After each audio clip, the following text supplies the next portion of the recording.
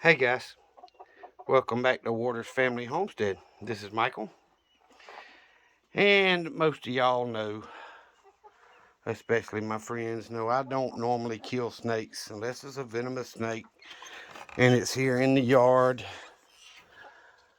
because they eat the rodents that carry the ticks. And I normally don't. I normally allow them to go on about their business, but I got a visitor in the middle pen today.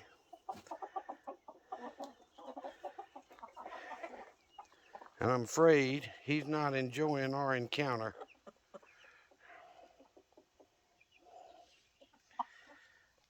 Ah, Lord. All right.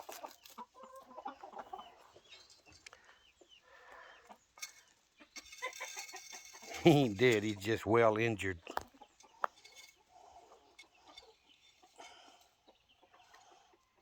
Let's see. 3.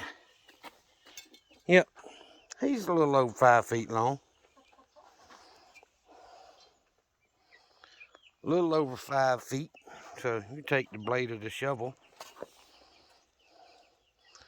1, 2, 3, 4. So about 5.5 feet. You might stretch out to 6. I don't know. But he was in here in the corner back there.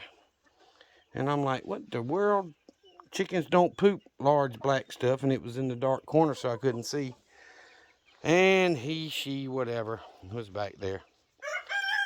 Probably after the eggs, and I don't mind them getting an egg or two. But when you've got baby chicks literally 3 feet from them, he just got to go out of that pen into this one. And I've lost baby chicks to snakes before. I had him get into a cage that was built with hardware cloth. I have no idea how he got in there, but he killed 7 when they were about this size and had 5 inside of him. So I'm not willing to take the chance anymore. So I'm going to let the chickens get even with him or her, whatever it is. And I checked the baby chicks. All of them are still alive, so that's a good thing. I'm fixing to dump their water and let it refill with fresh water. And I'll be right back. All right. I moved their light over to this side because they were all grouping in this corner laying together and the light was on the other side. I thought that space might have been a little bit too tight for them is why they were out here. But they're spreading out more and more, so it's pretty hot here in South Georgia, especially in the attics of the places I've been. But once them turkey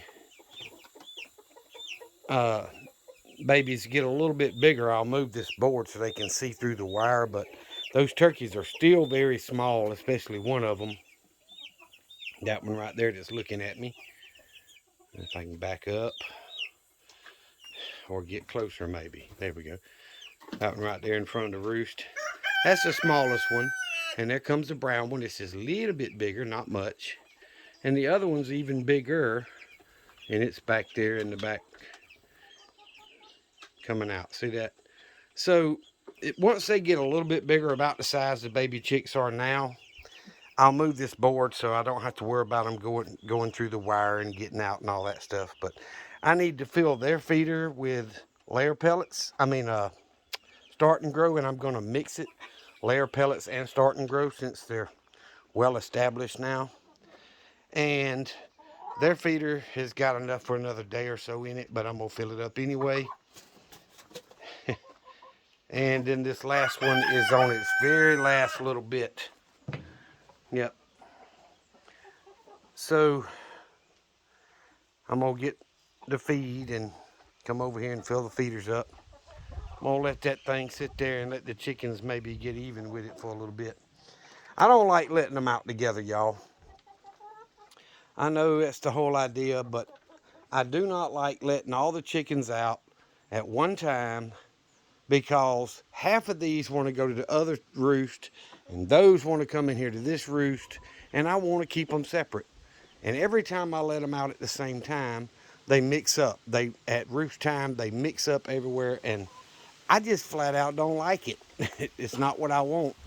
And chickens are supposed to go back to the roost that they're normally on, and mine aren't doing that. So wind's getting up again. You got a little bit of a gray cloud up there. We may get a shower, but it ain't gonna be long. I need to cut grass. I've got this gate closed because I don't want my chickens over here. I'm gonna come in here. I gotta go move that wire. I'm gonna drag it out and the bucket and all, and I'm gonna come in here with the mower and kind of mulch some of the grass, and then I'll open this gate back up and come in here and knock this grass down a little bit. But I'm afraid our friend little chicken snake, rat snake, whatever, is not going to survive the encounter. So I'm going to get off here. I'm going to go get the mower cranked. First, I'm going to get myself some tea. I'm kind of exhausted. It's been a really long, hard couple of days. I didn't get home last night till, I mean, it was well after sunset. It was almost completely dark. So I just saw something running in the backyard. Now, is that a cat or a rabbit or an armadillo? Or, let me see. All right, it's a rabbit. If y'all can see him moving on the other side of the garden over there. Right there in the middle of your screen. Look, this is one of them younger rabbits I was telling y'all about. I'm seeing a couple smaller ones that are much younger. I just haven't had time to get out here and do anything. So I'm going to go ahead while I'm able, grab the mower, get it cranked, come in here, and we'll move this fence. The blueberries are looking much, much better, guys. They've got some really good size to them now, so I know they're approaching the mature age. They should start turning a darker blue. These are still a lot more green than the other one, but they're still loaded. The bushes have shot up 2 feet this year.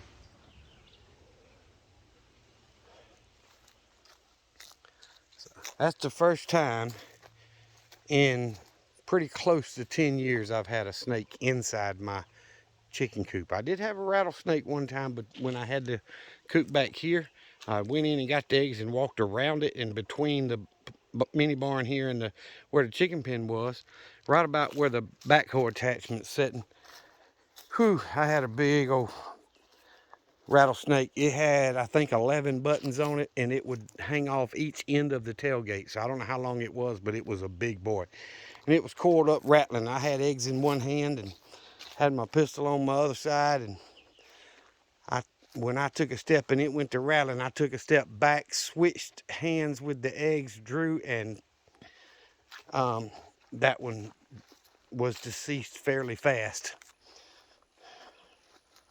About 1,1300 feet per second. Quite a few times. So the little rabbit that ain't studying me. Look, back there just eating. No, y'all have to zoom in, but he ain't studying me. He's watching me. But if I quit coming toward him, he'll go right on back to eating.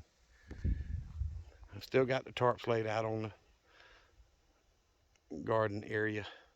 I'm hoping I can I'm hoping I can get out here and try to plant something here pretty soon.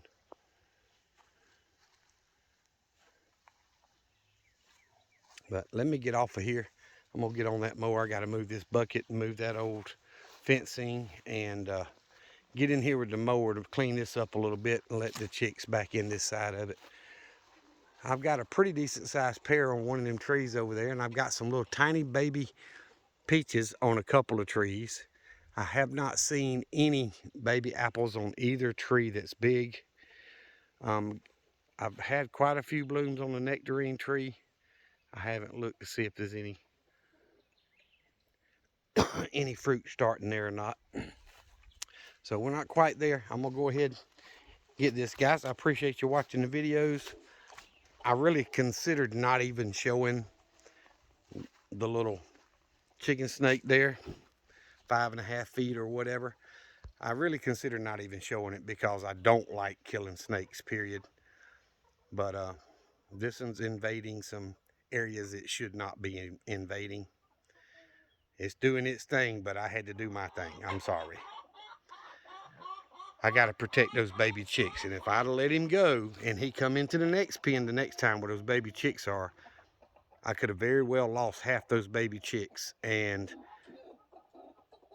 at, you know, $3, $4 a piece, plus the turkeys, you know, paying $5 to $10 a piece for, I can't take the chance of losing $50 worth of birds over letting one snake go that's found its way. So we're gonna call that one done. I appreciate y'all watching. Remember what I always tell you, Jesus loves you, and so do I.